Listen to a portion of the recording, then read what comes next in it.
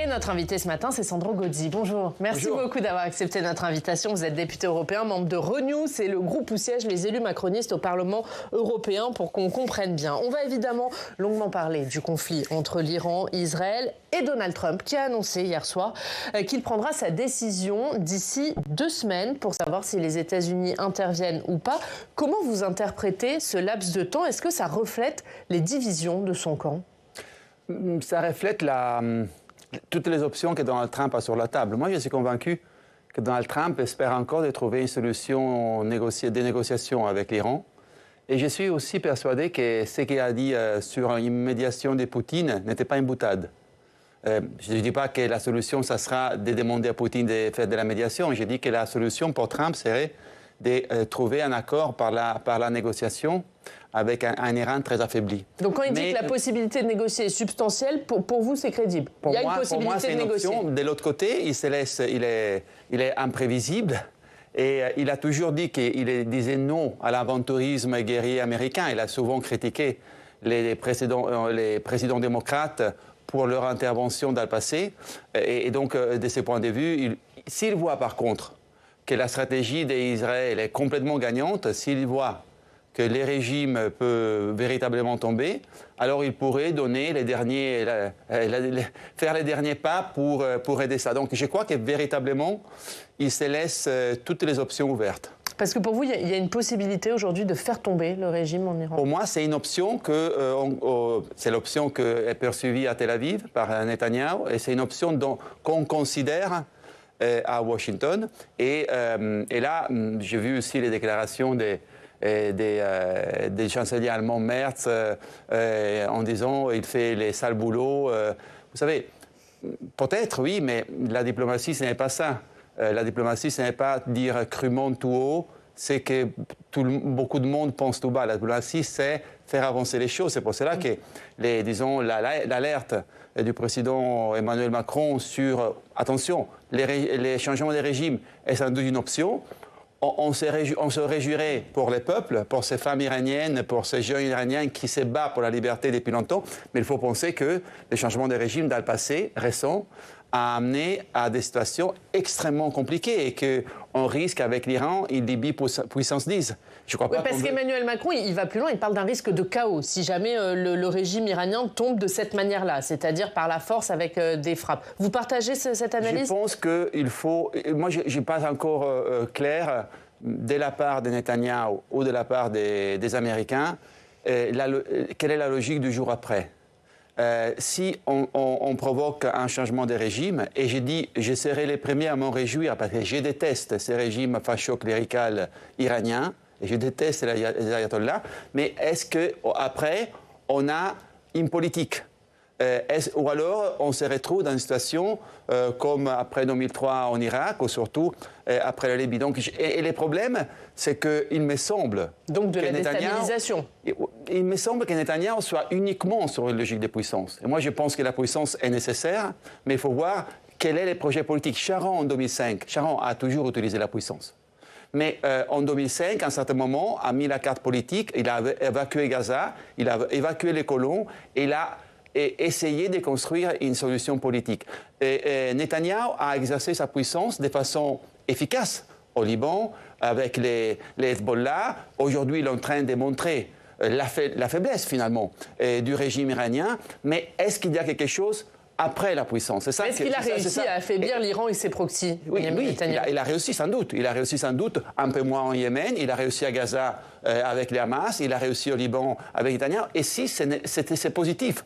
Le problème, la question, c'est est-ce qu'on peut, après, réorganiser le Moyen-Orient uniquement avec un logique de puissance, ou alors il faut la diplomatie? Il me semble que la voie que la France essaye de mener, c'est il nous faut la diplomatie. C'est pour cela qu'on reparle aussi, et aujourd'hui à Genève, il y a une première rencontre sur comment on peut faire redémarrer les accords sur le nucléaire. Et ça aussi, je veux être clair, l'Iran ne peut pas avoir l'arme nucléaire. Et je ne suis pas du tout intéressé. Est-ce qu'ils sont à quelques semaines, à quelques mois ou à quelques années? Pour moi, ce n'est pas la question. Pour moi, la question est, oui, mais l'agence de Vienne sur le nucléaire, il nous dit qu'ils ne sont pas tout prêts. Ce n'est pas la question. L'Iran ne peut pas avoir l'arme nucléaire. Et les ayatollahs, depuis 1979, ils cherchent à avoir l'arme nucléaire. Ceci doit s'arrêter. Est-ce que selon vous, Benyamin Netanyahou, il est intervenu parce qu'il y avait un réel danger que l'Iran ait l'arme nucléaire de manière proche, ou est-ce qu'il a simplement vu une fenêtre de tir? Les deux. Je crois que c'est les deux. Il y a un peu d'opportunisme. Je crois que l'Iran a sans doute avancé dans l'élaboration de l'uranium, l'enrichissement de l'uranium pour s'approcher de la bombe, et que pour Netanyahou, pour Israël, c'est vital de l'empêcher parce que, je vous rappelais que l'Iran, c'est une république théocratique qui a comme objectif de détruire Israël. Et avec une bombe nucléaire, l'Iran pourrait mieux détruire Israël. Donc, de ce point de vue, je crois que le G7 a bien fait de rappeler les droits à la défense et à l'existence d'Israël. On ne le dira jamais assez. Mais vous voyez, vous savez quel est le problème dans une situation aussi compliquée et dans une époque politique comme la nôtre? C'est que tout le monde voit les choses en blanc et en noir, et qu'il faudrait avoir le courage de la nuance. Parce que ce n'est pas noir ou blanc. Et c'est pour cela qu'il faut la diplomatie et seulement la force. Et le problème, c'est qu'on a un président américain qui se laisse toutes les options sur la table. Comme j'ai dit, il se laisse aussi sur la table l'option de la négociation, mais qui privilégie lui aussi les rapports de force et de puissance au niveau mondial. C'est pour cela qu'ils s'entendent mieux avec les Russes et même voire avec les Chinois qu'avec les Européens. Il est en train de créer une escalade dans ce conflit, Donald Trump, avec son attitude? Il y a aussi les risques d'une escalade. Ce qu'il est en train de faire Donald Trump, c'est de donner des coups à ce qui reste d'un ordre international et du droit international. Trump, évidemment, n'est pas intéressé au multilatéralisme. Avec évidence, n'est pas intéressé au droit international. Avec évidence, lui aussi, il travaille seulement dans une logique de puissance. C'est pour cela qu'il voit les Européens comme des obstacles ou comme des extraterrestres pour lui. Parce que nous voulons travailler sur les droits internationaux. Et il le met à mal, lui, le droit international? Il s'en fiche complètement. Il veut seulement travailler sur une logique de puissance. C'est ça la question. Et c'est pour cela que je crois que les Européens ont raison de rappeler, parce que ce n'est pas dans notre intérêt. Pour défendre nos intérêts et nos valeurs, nous avons intérêt à essayer de reconstruire un ordre international et de revenir un peu au respect du droit international qui a besoin des deux côtés. Et vous savez pourquoi? Parce que si on est les premiers, nous, à ne pas considérer, ne pas respecter les droits internationaux, on ouvre la voie aux agressions de Poutine à l'Ukraine. On ouvre la voie aux agressions de Taïwan de la part de la Chine. Donc nous avons un intérêt vital à essayer de commencer à réorganiser l'ordre international autour de la diplomatie. C'est ça l'effort très difficile du président Macron. Quand vous voyez ce qui se passe ces derniers jours, on a vu hier cette frappe iranienne sur un hôpital du sud d'Israël. Est-ce que l'appel d'Emmanuel Macron à la désescalade ne sonne pas complètement creux? Non, il n'est pas creux. Il faut travailler parce que je vous dis encore l'option de la négociation peut revenir sur la table. Et je crois que ça dépend beaucoup de ce que Trump va décider, parce qu'évidemment, l'Iran qui revient à la négociation perdrait la face, mais revenir à la négociation avec les États-Unis et pas directement avec Israël, pour l'Iran, c'est une option moins mauvaise. Et donc non, je crois qu'il faut travailler. Je crois que la France, le Royaume-Uni, l'Allemagne ont raison aujourd'hui d'essayer de reprendre les fils de négociation. Je rappelle qu'un accord, disons, a été possible. Netanyahou a toujours détesté l'accord nucléaire iranien, et c'est Trump en 2018 qui l'a fait tomber, et aujourd'hui il est considéré comme une option. Mais juste pour revenir sur la position d'Emmanuel Macron, la semaine dernière, au début des frappes, il disait que la France se tenait aux côtés d'Israël, prêt à aider Israël. Et là, ces dernières heures, il dit qu'il appelle à la désescalade et qu'il condamne les frappes d'Israël qui ne vident pas des sites nucléaires. Est-ce que cette position, elle manque pas de clarté? Est-ce qu'on peut faire du en même temps sur un tel sujet? Je ne crois pas qu'il fait du en même temps. Je crois que ce qui est important, c'est que Macron, avec les autres leaders du G7, a réaffirmé les droits à l'existence d'Israël. Après, vous savez, il y a plusieurs questions ouvertes au Royaume-Uni. C'est pour cela que Emmanuel Macron a raison de proposer une approche multilatérale. Même cette conférence qui a dû reporter, qui avait convoqué avec l'Arabie Saoudite pour arriver à une stabilisation et même éventuellement une reconnaissance de l'État palestinien, c'est la bonne voie. Parce qu'il est clair qu'il faut avoir une approche multilatérale. Il faut que toutes c'est qu'ils veulent se considérer et veulent être reconnus comme puissance régionale, contribuent. Au-delà du régime, l'Arabie saoudite, la Turquie et aussi l'Iran veulent être considérés comme des puissances régionales. Donc toute solution au Moyen-Orient ne peut pas être une solution qui ne considère pas, n'inclut pas ces puissances, au-delà, je répète, de ce qui est au pouvoir à Téhéran, à Riyad ou à Ankara. Vous le disiez, Emmanuel Macron a annoncé que la France prendrait une initiative pour une solution négociée, exigeante. Il y a aujourd'hui à Genève une réunion entre les ministres des Affaires étrangères français, britanniques, allemands, qui rencontrent leur homologue iranien. D'abord, est-ce que la France, elle tente pas coûte que coûte de peser dans un conflit où finalement elle pèse pas grand-chose? Écoutez, il y a quelque chose qui, il y a longtemps, m'a été dit par un diplomate européen. Il y a des États européens qui savent d'être petits, il y a d'autres États européens qui doivent encore le découvrir. Et c'est pour cela que là aussi, la France a raison, nous devons construire une Europe de la politique étrangère, une Europe de la défense. C'est à travers une action européenne qui aujourd'hui peut être déjà une action concertée entre les capitales des pays clés. Nous voyons, la France n'est pas seule à Genève, elle y va avec la France et le Royaume-Uni. Mais seulement si les Européens s'unissent, s'ils se mettent d'accord sur des stratégies partagées et sur des actions communes qu'on peut peser, parce que dans cette phase, je le répète, on est dans une logique de puissance, voire impérialiste. La logique de la Russie impérialiste, la stratégie de la Chine plus intelligente, impérialiste, et aujourd'hui aussi la logique des États-Unis. Donc, pour moi, la question, c'est essayer d'entraîner les autres Européens à assumer des responsabilités, à prendre des initiatives. C'est ça que, me semble, Emmanuel Macron et le gouvernement français sont en train de faire. Qu'est-ce qui peut sortir de cette réunion à Genève? Qu'est-ce que vous en attendez? Est-ce que les Européens peuvent convaincre les Iraniens de faire des compromis sur le nucléaire? Écoutez, je ne suis pas assez informé sur les détails de ces négociations pour faire des prévisions. Je crois que si les Européens voient des ouvertures, ils en parleront avec les Américains, parce que comme, selon moi, ceci est une option de Trump, c'est utile sans doute cette réunion pour voir s'il y a véritablement des marges, pas seulement pour négocier avec l'Iran, mais pour convaincre les Américains à travailler sur cette option au lieu d'autres options qui sont, je répète, sur la table de la Maison-Blanche. Et vous le disiez, hein, Friedrich Merz, le chancelier allemand, qui dit qu'Israël fait le sale boulot, c'est pas la ligne, ce ne sont pas les propos d'Emmanuel Macron. Est-ce que vous regrettez que l'Europe soit divisée sur ce sujet? Est-ce que cette division l'empêche de peser? Je répète que ces propos-là, je peux même les partager des Merz, mais la diplomatie, ce n'est pas dire crûment ce qu'on pense, mais de voir quels résultats on peut obtenir. Donc, la diplomatie, ce n'est pas faire des constats, mais c'est fixer des objectifs et voir comment les réaliser. Mais vous avez l'impression qu'elle parle d'une même voix, l'Union européenne, sur ce sujet? Mais non, elle ne parle pas d'une même voix, parce que l'Union européenne, tout d'abord, il y a des histoires très différentes, il y a des sensibilités très différentes vis-à-vis d'Israël et du Moyen-Orient, mais surtout, comme on est toujours bloqué par l'unanimité, on n'a jamais fait l'effort de travailler véritablement pour des stratégies communes. On n'a jamais fait l'effort pour, disons, identifier quels sont les points communs et les objectifs communs. C'est pour cela aussi que, à chaque fois, je le dis, les questions aussi institutionnelles sont partie du problème et doivent être réglées. Les Européens doivent se libérer du veto en politique étrangère et en défense. Parce que quand on sera passer à la majorité.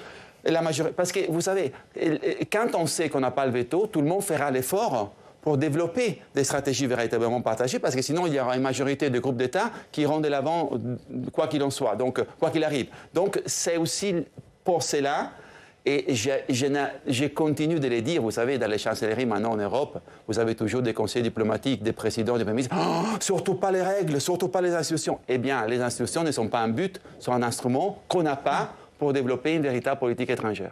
Mais vous pensez qu'il est possible de changer ces règles européennes tant qu'il y a de réticence, vous le rappelez? Je pense que c'est la bataille politique à faire. Je pense qu'aujourd'hui, tout le monde vous dit ou surtout pas, mais je pense qu'on y arrivera. C'est le moment d'assumer nos responsabilités politiques. C'est le moment de pousser pour un changement de la façon dont les Européens font ou ne font pas leur politique étrangère. Vous êtes soutenu par qui sur ce point? Pardon? Vous êtes soutenu par qui sur ce point au Parlement européen? Tout d'abord, au Parlement européen, je suis en train de travailler. Je suis même rapporteur sur une question qui est liée à cela, à essayer de travailler pour pour faire converger les forces pro-européennes qui ont élu Ursula von der Leyen. Et je crois qu'au Conseil européen, la France, même l'Allemagne dans son programme de coalition, indique la l'adhésion à la majorité de la politique étrangère comme un objectif du gouvernement allemand. Le président Costa est intéressé à ouvrir un débat au Conseil européen là-dessus. Je crois qu'il est urgent de le faire, pas seulement pour les questions des politiques étrangères et Moyen-Orient, mais parce que nous nous sommes engagés à unifier les continents. Nous sommes engagés à accueillir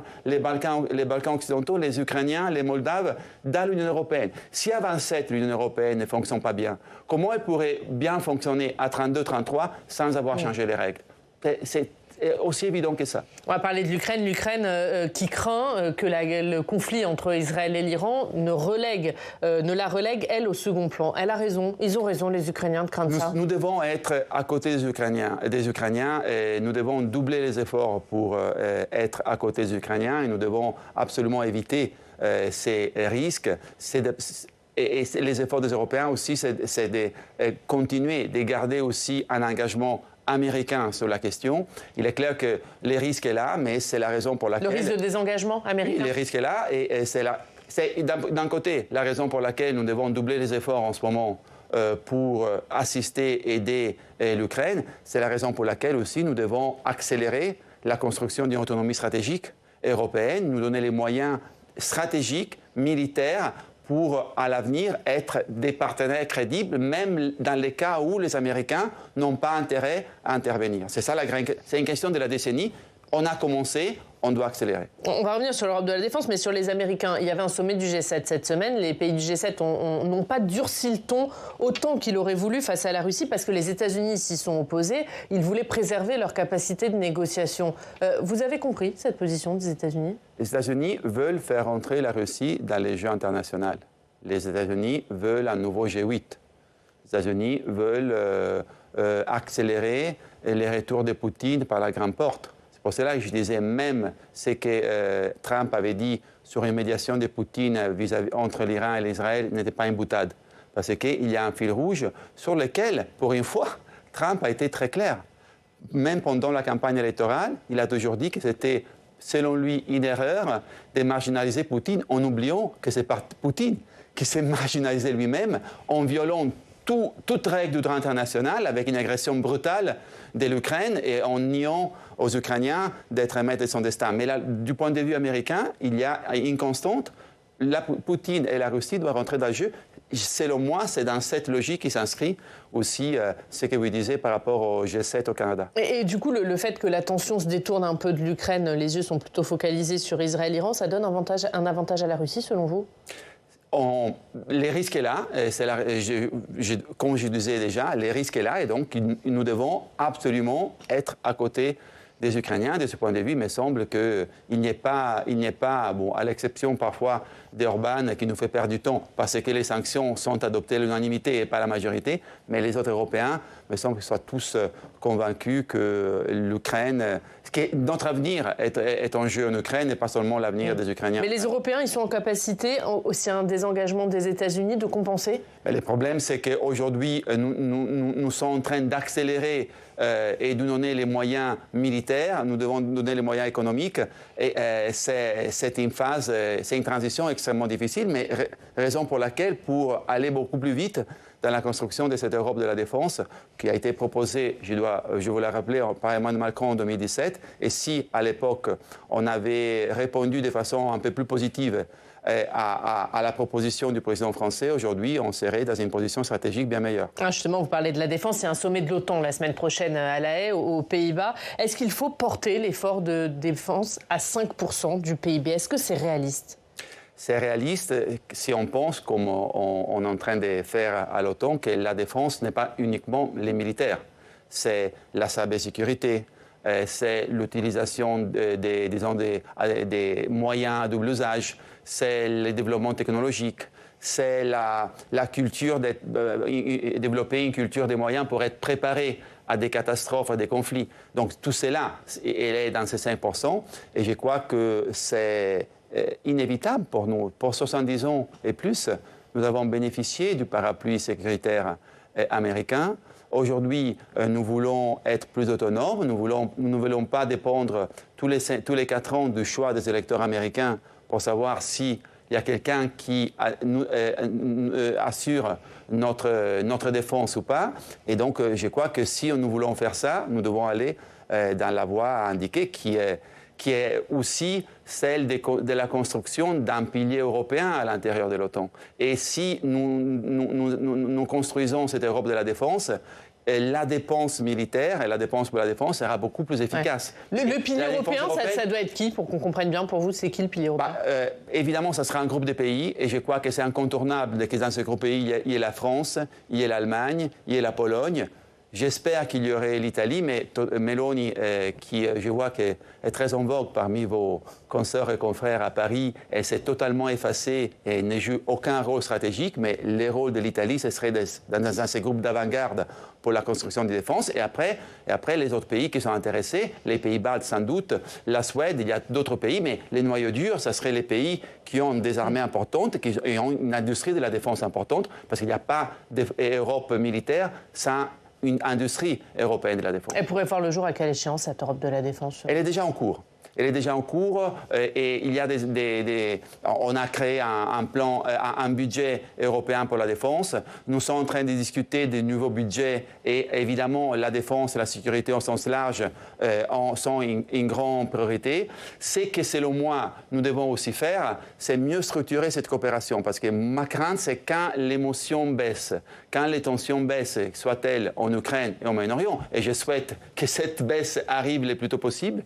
Et si on ne structure pas cette coopération à l'intérieur des traités de l'Union européenne, à l'intérieur de l'Union européenne, et si on n'accélère pas les partenariats stratégiques avec les Britanniques, avec les Canadiens, avec les Norvégiens, après, ça se perd. Et je crois qu'on a une fenêtre d'opportunité politique pour bien structurer un projet qui peut être une nouvelle page de l'unification politique des Européens. Un dernier mot sur l'Ukraine. Le Premier ministre ukrainien, il se dit optimiste sur une adhésion de son pays à l'Ukraine d'ici 2026. Est-ce que ça vous paraît réaliste, cette échéance? Ça dépend quel type d'adhésion. Est-ce que nous voulons donner une ouverture politique à l'Ukraine en prenant le temps que l'Ukraine fasse les réformes et atteigne les niveaux économiques nécessaires? Mais là, c'est la question dont on a parlé cette semaine au Parlement européen. Nous voulons unifier les continents, nous voulons accueillir l'Ukraine, donc nous devons réformer l'Union européenne. Cette Union européenne-là, telle qu'elle est, elle n'est pas à même d'accueillir d'autres États membres. Elle doit se réformer. Donc ce n'est pas uniquement l'Ukraine qui doit faire le travail, c'est aussi l'Union européenne. C'est avant tout l'Union européenne. L'Union européenne doit réformer les budgets, doit se donner une capacité d'investissement, doit se donner une capacité militaire de défense, doit se libérer des vétos, elle doit se réformer. Elle l'a toujours fait. Il n'y a pas jamais eu un élargissement de l'Union européenne qui n'ait pas été précédé ou accompagné par une réforme de la gouvernance des institutions. Mais ça veut dire qu'on va pouvoir élargir à quelle échéance? On peut les faire avant 2029. L'Europe, si on assumait nos responsabilités et si on prenait acte de l'évident, de ce qui est évident, que l'Europe avancée ne fonctionne pas, ne peut pas fonctionner à 32-33, on pourrait faire, dans l'espace de 2 ans, on pourrait avoir les réformes spécifiques nécessaires, mais il faut démarrer ces processus. C'est notre combat au Parlement européen et j'espère que ce soit les combats aussi des gouvernements clés au Conseil européen et dans l'Union européenne. Merci Sandro Gozzi. Merci beaucoup d'avoir été notre invité. On va continuer à parler de ces sujets tout de suite dans le club.